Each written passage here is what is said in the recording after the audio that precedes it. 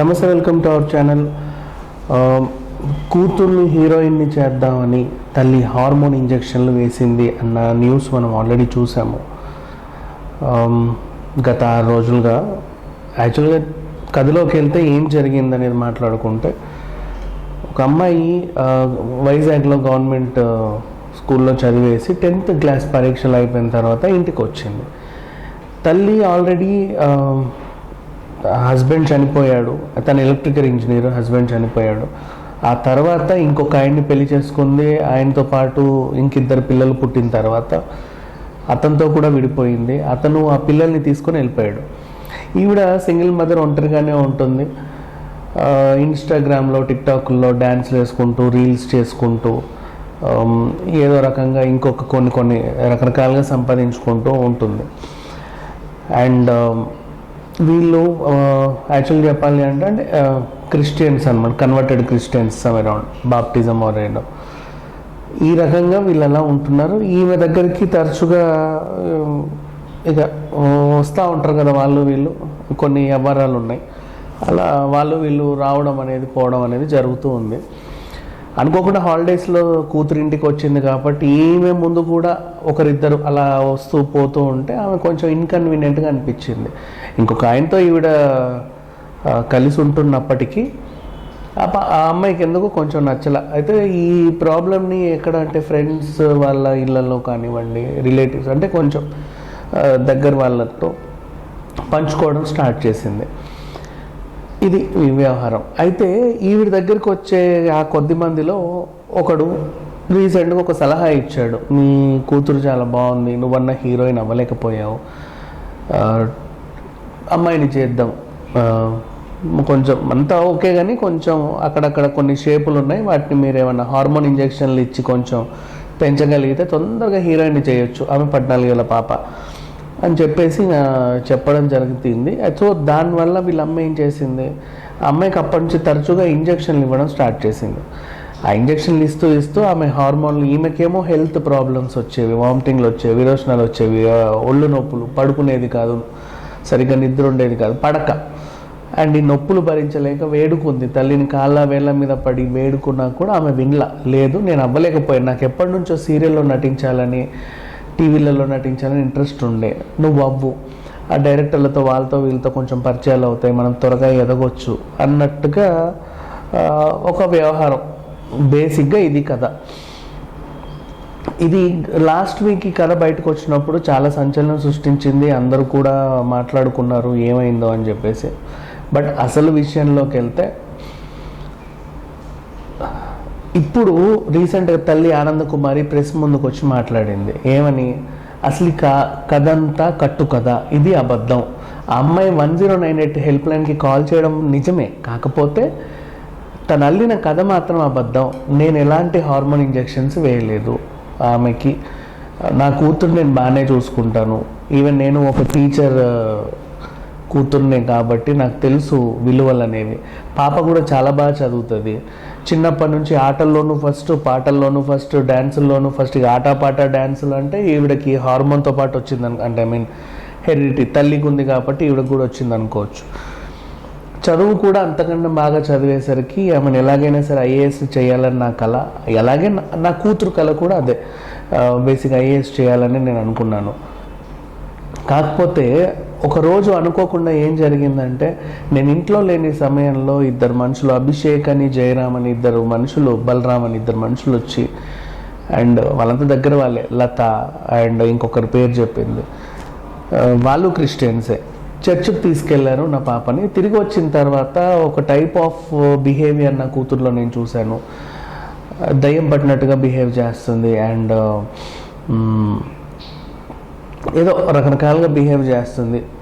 నా వల్ల కావట్లే, ఉండలేకపోతున్నావు, నా తల్లివి కాదు, నేను ఇక్కడ ఉన్న నన్ను సామాన్లన్నీ ఎత్తేయడం, బోరున అరవడం, గిలగిలా కొట్టుకోవడం, ఇలాంటివన్నీ చేస్తుంది. నాకేదో అనుమానం వచ్చింది, నేను వీళ్ళని గట్టిగా నిలదీస్తే ఎక్కడ వాళ్ళు దొరికిపోతారు అని చెప్పేసి నేనే హీరోయిన్ చేయాలని హార్మోన్ ఇంజక్షన్లు ఇస్తున్నట్టు నా కూతురు చేతే చెప్పించారు.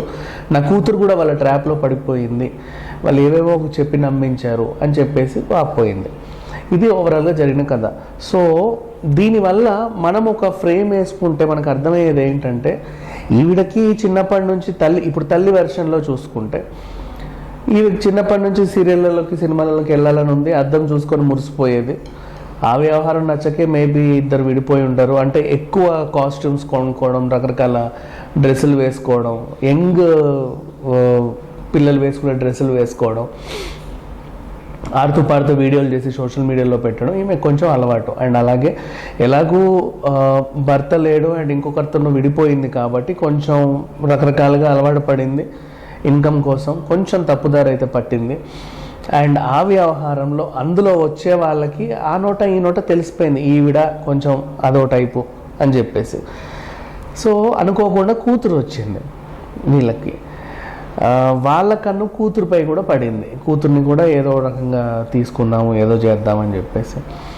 అండ్ అలా ఇప్పుడు హార్మోన్ ఇంజక్షన్ల విషయానికి వస్తే, మీరు చాలామంది పాస్టర్ల దగ్గర, చర్చిలలో కానీ, లేకపోతే నాట్ ఓన్లీ పాస్టర్లు, చర్చిలు, ఆ మధ్య కల్కి భగవాన్ అని ఒక ఆయన వచ్చాడు, ఆయన దగ్గర కానివ్వండి, ఈ ఆశ్రమాల్లో ఏదో రకమైన ఇంజక్షన్స్ వేస్తే వాళ్ళు ఎగిరేది గిలగిలా కొట్టుకొని పిచ్చి పిచ్చిగా ప్రవర్తిస్తూ ఉంటారు. అవి మనం చాలా చూసాం. ఈ అమ్మాయిని లొంగ తీసుకోవడానికి మేబీ వాళ్ళిద్దరు ఏమైనా అలాంటి ఇంజక్షన్లు ఇచ్చిండదు. ఇక తల్లి కరెక్ట్, ఈవిడ ఉత్తమురాలని నేనేం చెప్పట్లా, బట్ ఇంజక్షన్ వ్యవహారం విషయానికి వస్తే వాళ్ళు ఏమైనా వేసి ఉండొచ్చు. ఆ తర్వాత గట్టిగా ఈవిడ నిలదీస్తే ఆ పాస్టర్, ఆ చర్చ్, ఆ వ్యవహారం ఇవన్నీ బయటికి వస్తాయి అని చెప్పేసి వాళ్ళ పాప చేతే ఉల్టా తల్లిని నెగిటివ్ చేయడం స్టార్ట్ చేశారు. అంటే రెడ్ హ్యాండెడ్గా, చూడు మీ అమ్మ ఎవరెవరితో తిరుగుతుందో, మీ ఇంటికి వాళ్ళు వస్తున్నారు, వీళ్ళు వస్తున్నారు, మీ అమ్మ మంచిది కాదు, నిన్ను మేము చూసుకుంటాం, మేము చదివిస్తాం, మా దగ్గర ఉండు, నువ్వు చాలా మంచిదానివి అని వాళ్ళు ట్రాప్ చేశారు ఈ అమ్మాయిని. ఆ రకంగా ఆ లత అండ్ ఆ నలుగురు హూఎవర్. ఎందుకంటే ఎవరు మాట్లాడుకోలేని పరిస్థితుల్లో ఉన్నారు బయటికి. రీజన్ అందరూ తప్పు చేసిన వాళ్ళే ఇందులో, ఈ ఫ్రేమ్లో అందరూ తప్పు చేసిన, మా పాప తప్ప అందరూ తప్పు చేసిన వాళ్ళే. తల్లి ఆ పాపను ఏం చేయాలనుకోలే, కలెక్టర్కి చేద్దామని అనుకుంది. కాకపోతే ఆవిడ కొంచెం తప్పుదోవలో వెళ్ళేసరికి ఆ తప్పుడు మనుషులు కూతుర్ని కూడా గుప్పిట్లో పెట్టుకుందాము అని అనుకున్నారు. అంటే వయసుకు వచ్చిన కూతురు ఉంది, ఆవిడని గుప్పిట్లో పెట్టుకొని తల్లికి నెగిటివ్ చేసేస్తే ఆ పిల్ల మనతో ఉండిపోతుంది అనే ఒక చిన్న క్రూరమైన ఆలోచనతో వాళ్ళకు తెలిసిన రకరకాల విద్యలు ఇవన్నీ కూడా ఆమె మీద ప్రదర్శించి తల్లికి నెగిటివ్ చేశారు. ఇక్కడ వీళ్ళిద్దరూ పోరాడుతున్నారు అండ్ ఒక రకంగా చెప్పాలనుకుంటే. అండ్ ఈ అమ్మాయికి ఒకవేళ ఇప్పుడు ఈ కేసుని నిజంగా పోలీసులకు ఛేదించి ఆ పిల్లకి ఎలాంటి ఇంజెక్షన్ వచ్చింది ఫోరెన్సిక్కి పంపి, సో ఇక్కడ ఈ కేసులో నిజంగా పోలీసులు కొంచెం లోతుగా ఇన్వెస్టిగేట్ చేసి ఫోరెన్సిక్ వాళ్ళకి పిలిపించి ఆ పిల్లల మీద ఎలాంటి విష ప్రయోగం జరిగింది, ఎలాంటి ఇంజెక్షన్స్ వేశారు, అవి ఎక్కడ దొరుకుతాయి, వాటి ప్రయోగం వల్ల అమ్మాయికి బ్రెయిన్కి కానివ్వండి, మానసికంగా కానీ శారీరకంగా ఎలాంటి ఇబ్బందులు ఉన్నాయి, ఇవన్నీ కనుక గట్టిగా కనుక్కొని ఆ బలరాం, జయరాం అనే వాళ్ళని తమదైన పద్ధతిలో ఎవరైనా కనుక విచారిస్తే అసలు కదా బయటపడుతుంది. తల్లి ఈ ఇంజెక్షన్ల వ్యవహారం అయితే తల్లి వేయలేదు, అది కొట్టొచ్చినట్టు కనబడుతుంది. వై? బికాజ్ వాళ్ళకి తెలియని కూడా తెలియదు ఆమెకి ఇట్లాంటి ఇంజెక్షన్లు ఉంటాయి, ఇలా వేస్తే ఎదుగుతారు పిల్లలు త్వరగా, ఈ వ్యవహారాలన్నీ ఆవిడకి ఏం తెలియదు. కాకపోతే ఆవిడ మీద ప్రయోగించిన ఇంజెక్షన్ కూడా హార్మోన్ ఇంజెక్షన్ కాదు, ఒక ఇంజెక్షన్ ప్రయోగం అయితే జరిగింది.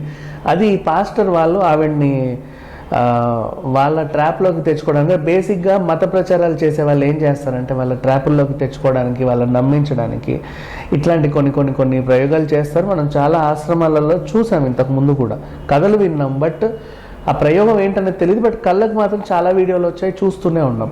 పిచ్చి పిచ్చిగా ప్రవర్తించడం, ఇప్పుడు ఈ తల్లి చెప్పింది కూడా యాజ్ ఇట్ ఈజ్ అదే, పిచ్చి పిచ్చిగా ప్రవర్తించడం అండ్ వాళ్ళ ట్రాపుల్లోకి తెచ్చుకోవడం, వీళ్ళు వాళ్ళకి వశమైపోవడం, ఇట్లాంటి కొన్ని ఏవో పిచ్చి విద్యలన్నీ ఉంటాయి. టెక్నాలజీ ఇవాళ రేపు చాలా డెవలప్ అయిన తర్వాత అన్ని రకాల డ్రగ్స్ అవైలబిలిటీలోకి వచ్చాయి. సో ఇది ఇప్పుడని కాదు, ఎక్కువ ఈ మత ప్రచారాలు చేసే వాళ్ళ దగ్గర, నేనే దొంగ బాబాల దగ్గర, వీళ్ళ దగ్గర ఇట్లాంటివి చాలా ఉంటాయి. అంటే ఈ వింత మందులన్నీ వాళ్ళకి ఎక్కడ దొరుకుతాయో మనకు తెలియదు. మేబీ అలాంటి మందులు ఉన్న వాళ్ళే ఇట్లాంటి స్వామీజీలు అవుతారేమో, అది కూడా కొత్త విషయం. సో ఈ ప్రయోగం అయితే జరిగింది. పాప పరిస్థితి అయితే ప్రజెంట్ అసలు బాగాలేదు. కానీ ఏదో రకంగా ఇందులో మాత్రం ఎవరు ఉత్తములు కాదు, అందరూ తప్పు చేశారు. ఆ అమ్మాయి మీద ఆశపడ్డ వాళ్ళు తల్లిని నెగిటివ్ చేసి, తల్లిని నెగిటివ్ చేయడం అంటే ఇప్పుడు ఆవిడ చేసేది కూడా నేను తప్పనైతే అనిపించింది. ఎందుకంటే కూతుర్ని చదివిస్తుంది, ఒక మంచి ఇంట్లో, ప్రజెంట్ సొసైటీలో ఆవిడ విజయనగరంలో బ్రతకాలనుకుంటుంది. ఆవిడ దగ్గర ఇన్కమ్ సోర్స్ ఏం లేదు. నా భర్త ఎలక్ట్రికల్ ఏఈ అని చెప్పింది. మరి అతను పెన్షన్తో ఎంతవరకు బ్రతుకుతుందో మనకు అర్థం కాదు. అండ్ గవర్నమెంట్ స్కూల్ అయినప్పటికీ కూడా కొన్ని ఖర్చులనే ఉంటాయి వీళ్ళకి కూడా. అండ్ ఈవిడకి ఇంకా ఎక్కువ ఖర్చులు ఉంటాయి. ఎందుకంటే ఆవిడ తన మేకోవర్ని ఎప్పుడు కొత్త కొత్త డ్రెస్సులు వేసుకోవడం, ఫ్యాషన్ యాక్సెసరీస్ వేసుకోవడం, బాడీని మెయింటైన్ చేయడం, ఫేస్ని మెయింటైన్ చేయడం, ఫేషియల్ బ్యూటీ పార్లర్స్కి వెళ్ళడం, హెయిర్ స్పాలకి వెళ్ళడం, ఇట్లాంటివన్నీకి అలవాటు పడ్డ ఆవిడకి ఇంకొన్ని ఖర్చులు ఎక్కువ ఉంటాయి లైఫ్ స్టైల్కి అలవాటు పడ్డ వాళ్ళకి. సో ఈ ఖర్చులు అన్నీ భరించాలంటే ఆవిడకి స్తోమత లేకో దేనికో కొంచెం ఇంకో రకంగా సంపాదించుకోవడానికి ట్రై చేసింది. అంతే తప్పితే ఆవిడ తనని తాను మోసం చేసుకుంటుందే తప్ప తను వేరే వేరే అమ్మాయిల్ని ఎవరికి సప్లై చేయాలా, అమ్మాయిల వ్యాపారం ఏం చేయాలా, ఇంకేం చేయలేదు. తనని తాను చేసుకుంది. అండ్ కూతుర్ని కూడా తనకి చాలా దూరంగా వైజాగ్లో పెట్టి చదివిస్తుంది. ఇప్పుడంటే 10th క్లాస్ ఎగ్జామ్స్ అయ్యాయి కాబట్టి అమ్మాయి వచ్చింది. పైగా ఆమెకు కూడా కొంచెం అనుమానాలు వచ్చి వాళ్ళతో వీళ్ళతో చెప్పుకునేసరికి ఇప్పుడు చర్చిలలో అక్కడిక్కడ అందరూ చెప్పేసుకుంటారు. వాళ్ళు అడుగుతారు, చెప్పమ్మా ఏం ప్రాబ్లం ఉంది, నాతో పంచుకో అని. మీ తల్లి లాంటిదాన్ని అలానగా ఏడిపి పిడప బేసి చెప్పేస్తారు ఏదో ఒక ప్రేయర్ చదవగానే. మేము చూసుకుంటాము, మీ తల్లి చూడు, ఈ ఫోటోలు చూడు, ఈ వీడియోలు చూడు ఎలా చేస్తుందో, వాళ్ళతో వీళ్ళతో తిరుగుతుంది కాబట్టి నేను చూపిస్తాను. నిజంగా చూపించడం, అమ్మో ఇలాంటిదా నా తల్లి, నేను ఇంకా ఇంటికి వెళ్ళను అనేలాగా ఈమెని క్రియేట్ చేసినది. ఎందుకు ఈమెను అలా క్రియేట్ చేశారంటే వయసులో ఒక అమ్మాయి ఉంది కాబట్టి కన్ను పడింది. సో ఆ రకంగా ఆవిడ మోల్డ్ చేసుకోవడానికి వాళ్ళు ట్రై చేశారు. ఓవరాల్గా ప్రయోగాలు అయితే చాలా రకాలుగా జరిగాయి. ఈ కేసుని మరి పోలీసులు ఏ రకంగా ఛేదిస్తారో మనం చూడాలి. అమ్మాయిని అయితే మాత్రం కేర్ రూమ్లో అయితే పెట్టుకున్నారు. మరి ఆమెకి ఎంతవరకు చికిత్స అందజేస్తారు ఏంటనేది చూడాలి. సైకలాజికల్గా కూడా. అండ్ ఈవెన్ వీళ్ళ తల్లి కూడా ఇంతకుముందు చెప్పింది, నా కూతురు ఎప్పుడు వింతగా ప్రవర్తిస్తుంది నాతో అనగానే సైకలాజీ ఎక్కడికన్నా తీసుకెళ్ళి చూపిద్దాం అనుకున్నానండి అని కూడా చెప్పింది వీళ్ళమ్మ.